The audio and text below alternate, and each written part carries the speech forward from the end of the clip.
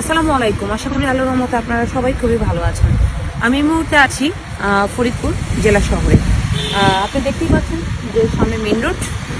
So এই জায়গাটা আমাদের ফরিদপুর জেলা শহরের বেকারদের জন্য ইন্ডাস্ট্রিয়াল জোন হবে আমাদের ক্যাপিটাল ডেভেলপমেন্ট লিমিটেডের পক্ষ থেকে। এখানে প্রায় 20 বিঘা জমি রয়েছে।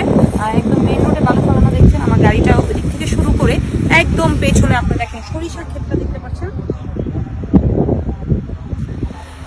এত পর্যন্ত হবে আমাদের এইখানে, মানে 20 বিঘা জমির উপরে আমরা ফরিদপুর জেলা শহরের বেকারদের জন্য এখানে আমরা ইন্ডাস্ট্রিয়াল জোন তৈরি করব।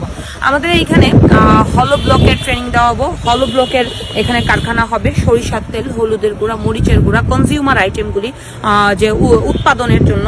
এরপরে হচ্ছে ডিটারজেন্ট, সেই সাথে অ্যাগ্রোর মধ্যে হচ্ছে আপনার গরু, ছাগল, হাঁস, মুরগি, মোটা তাজাকরণ এবং মেয়েদের জন্য হ্যান্ডিক্রাফটসের এখানে আমাদের মেলার ব্যবস্থা থাকবে।